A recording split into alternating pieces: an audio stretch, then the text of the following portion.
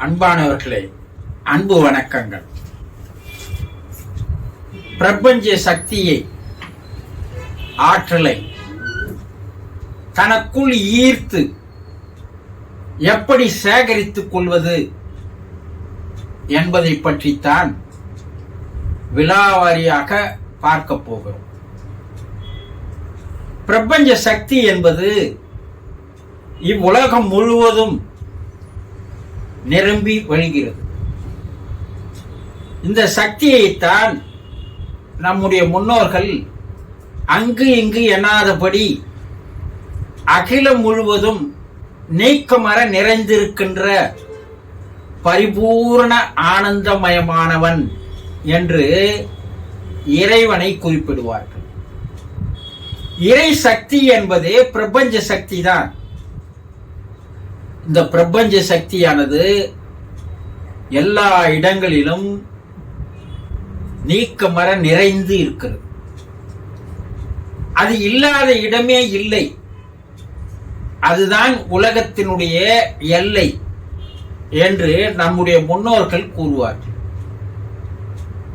நாம் இந்த பிரபஞ்ச சக்திக்குள்ளேதான் வாழ்ந்து வருகிறோம். ஒரு பெரிய ஒரு பலூனுக்குள்ளே நாம் இருப்பது போல இந்த மாபெரும் பிரபஞ்ச சக்திக்குள்ளே நாம் வாழ்ந்து வருகிறோம். ஒரு மீனானது எப்படி நீருக்குள்ளே வாழ்கிறதோ அதுபோல கடல் அளவு போன்ற பிரபஞ்ச சக்திக்குள்ளே நாம் ஒரு மீனாக வாழ்ந்து கொண்டிருக்கிறோம். ஆனால் மீனுக்கு தான் நீரில் தான் வாழ்கிறோம் என்று தெரியாது. அதை தூக்கி கரையில் போடும்போது அது நீருக்கு போவதற்காக துடிக்கும் போதுதான் ஐயோ நீரில் தான் நாம் வாழ வேண்டும், வாழ்ந்து வந்தோம், அதுதான் நமக்கு சேஃப்டி, அதுதான் நமக்கு ஜீவன் என்பதை அப்போது புரிந்து கொள்ளும்.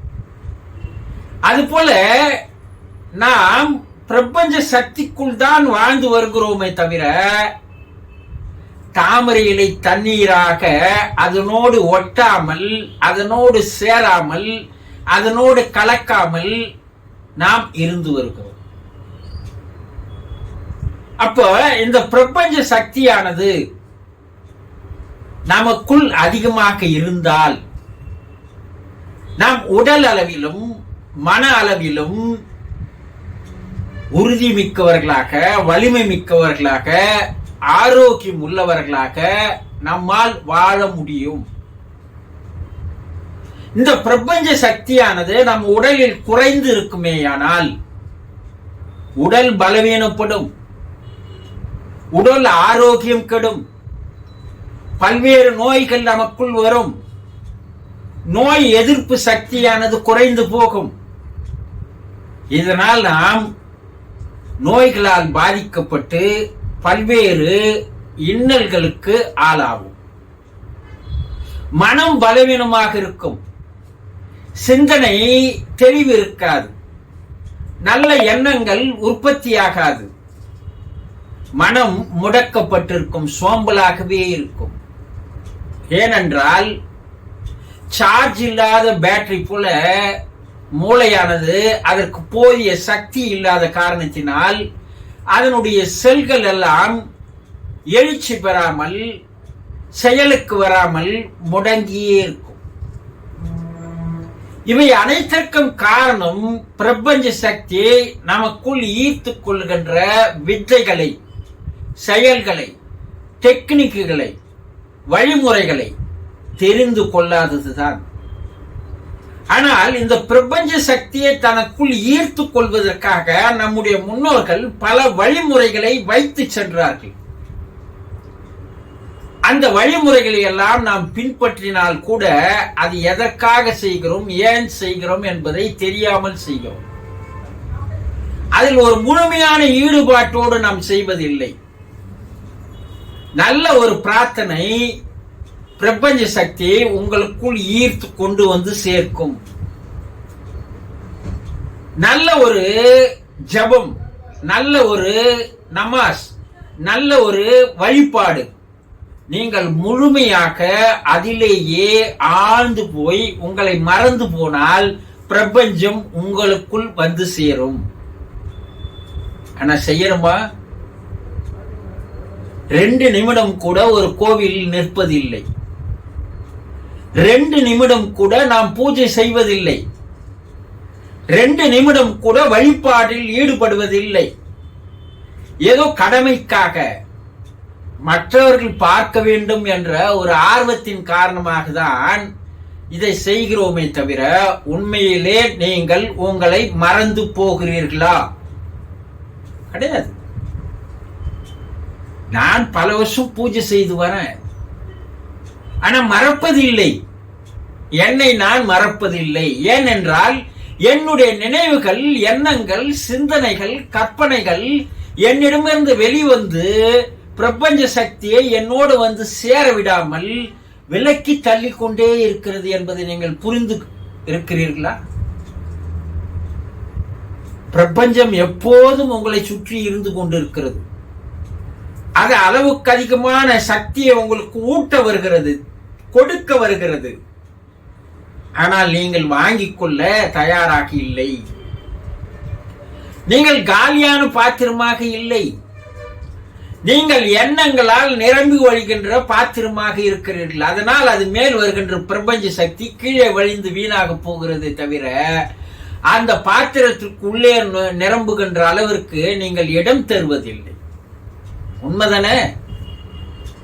காலையில எவ்வளவு நேரம் நீங்க பூஜை செய்யறீங்க? எவ்வளவு நேரம் நீங்க வழிபாடு செய்யறீங்க? காலையில உங்களை நீங்கள் மறந்து போவது ஒரு 5 நிமிடமாவது இருக்கிறதா? கிடையாது. என்றோ ஒரு நாள் கோயிலுக்கு போவது, ஆதாபாதியாக ஓடி வருவது, இதெல்லாம் வெளி உலக மக்களுக்காக நடிக்கின்ற நாடகங்களே தவிர உங்களுக்கு நீங்களே ஏமாற்றிக் கொள்ளுகின்ற ஒரு செயலை தவிர வேறு எதுவுமே கிடையாது. அப்போ அந்த பிரபஞ்ச சக்தி உங்களுக்குள் வந்து சேர வேண்டும். அதை தினந்தோறும் ஒரு அரை மணி நேரமாவது நீங்கள் செல்போனை சார்ஜ் பண்ற மாதிரி உங்களை நீங்கள் சார்ஜ் செய்து கொள்ள வேண்டும். இறைவனோடு உறவாட வேண்டும் அல்லவா? அப்போ அந்த பிரபஞ்ச சக்தியை உங்களுக்குள் ஈர்த்து கொள்வதற்குண்டான சில டெக்னிக்குகளை, சில வழிமுறைகளை நம்முடைய சித்தர் பெருமக்கள் தந்து சென்றிருக்கிறார்கள். இது அற்புதமான ஒரு வித்தை. அதை எப்படி செய்யணும்?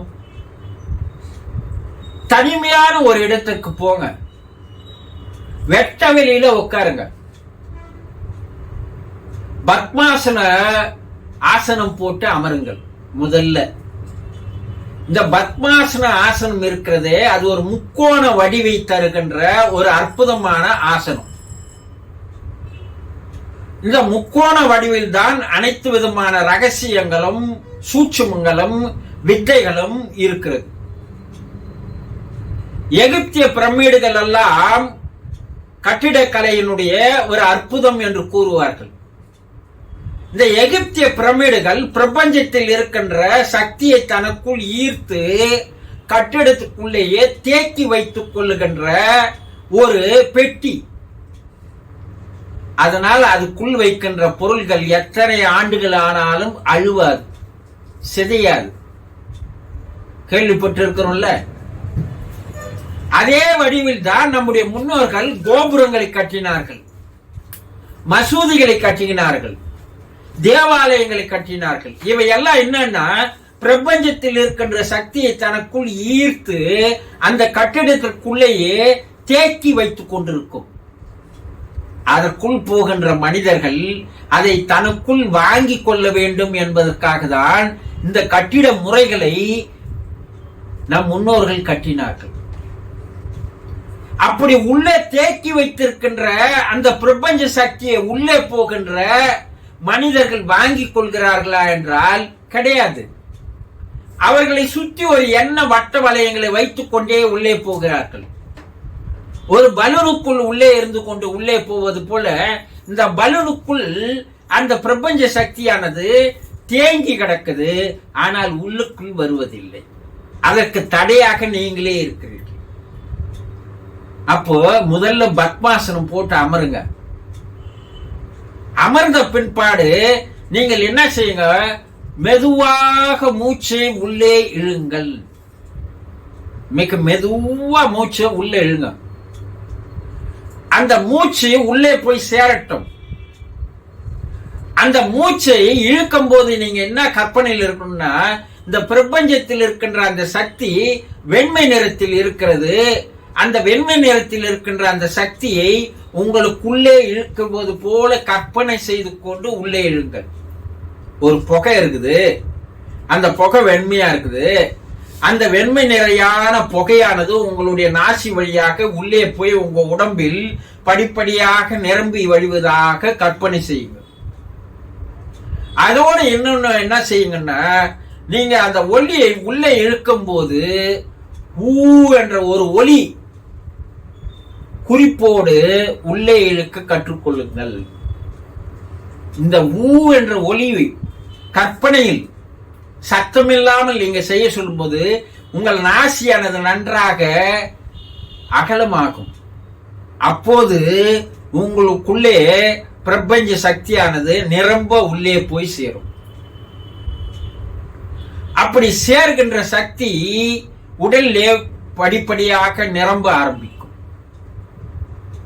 அதே போல வெளியே விடும்போது அந்த சத்தத்தை நீங்கள் ஒரு ஹா என்றோ வேறு என்றோ அந்த சத்தத்தோடு வெளியே விடுங்கள். இது எங்களுக்கு ஒத்து வராது குருஜி அப்படின்னா நீங்கள் எதையும் செய்ய தேவையில்லை. மூச்சை மெதுவாக உள்ளே இழுங்கள். சிறிது நேரம் மூச்சை உள்ளே வைத்து விட்டு இழுத்த நேரத்தை விட 2 மடங்கு நேரம் அதிகம் இருப்பது போல மிக மெதுவாக மூச்சை வெளியே விடுங்கள். உங்கள் உடம்பில் 2.5 கோடி இருந்து ஒரு 3.5 கோடி அளவுக்கு ரோம துவாரங்கள் இருக்கிறது. இந்த ரோம துவாரங்கள் வழியாக மேலும் அந்த பிரபஞ்ச சக்தியானது உள்ளே வர ஆரம்பிக்கும். உடல் முழுவதும் அனைத்து அணுக்களிலும் இந்த பிரபஞ்ச சக்தியானது உள்ளே போய் நிரம்ப ஆரம்பிக்கும். 72,000 நாடி நரம்புகளிலும் இது போய் உள்ளே நிரம்ப ஆரம்பிக்கும். இதே நேரத்தில் நீங்க மூச்சை வெளியே விடுறீங்கல்ல, அந்த நேரத்தில் கார்பன் அணுக்கள் என்று சொல்லக்கூடிய உங்க உடலில் இருக்கின்ற அசுத்த அணுக்கள் வெளியேறும். உங்க அசுத்த அணுக்கள் வெளியேறும் போது உடல் சுத்தமாகிறது, தூய்மையாகிறது, புனிதமாகிறது, வலிமையாகிறது, ஆற்றல் மிக்கதாக மாறுகிறது. இப்படி ஒரு அரை மணி நேரம் மெதுவாக மூச்சை உள்ளே இழுப்பது, சிறிது நேரம் மூச்சை உள்ளே நிறுத்துவது, மிக மெதுவாக மூச்சை வெளியே விடுவது, இப்படி ஒரு 30 நிமிடங்கள் நீங்கள் செய்தால் அன்று முழுவதும் பிரபஞ்ச சக்தி உங்கள் உடலில் முழுவதுமாக நிரம்பி போய் உடலில் இருக்கின்ற எல்லா செல்களுக்கும் வலிமையும் உறுதியையும் நோய் எதிர்ப்பு சக்தியையும் தந்து உங்க உடலை ஆரோக்கியமானதாக வலுவானதாக மாற்றுகிறது. இது ஒரு எளிமையான வழிமுறை. நேரம் கிடைக்கும் போது என்னால வேலைக்கு போறேன், நான் காலையிலே செய்ய முடியல என்ற வாரம் ஒரு நாள் ஞாயிற்றுக்கிழமை என்றாவது தனிமையான இடத்தில் அமர்ந்து காலை மாலை 2 வேளை இந்த பயிற்சிகளை செய்து வந்தால் பிரபஞ்ச சக்தி உங்கள் உடலிலே அதிகரிக்க ஆரம்பிக்கும். உங்க உடல்ல பிரபஞ்ச சக்தி அதிகமாகும் போது பல்வேறு விதமான மாற்றங்கள் உங்களுக்குள் நடக்கும். பிரபஞ்சத்திற்கோ உங்களுக்கோ ஒரு இணைப்பு கிடைக்கும். பிரபஞ்ச ரகசியங்களை எல்லாம் நீங்கள் புரிந்து கொள்ள முடியும். பிரபஞ்சம் தனக்குள் வைத்திருக்கின்ற அற்புதமான ரகசியங்களை எல்லாம் உங்களுக்கு தெரிவிக்கும். அந்த சராசரங்களை அறிந்து கொள்ளுகின்ற ஆற்றல் உங்களுக்கு தானாக வரும். உங்களை படிப்படியாக அது புனிதனாக மாற்றும்.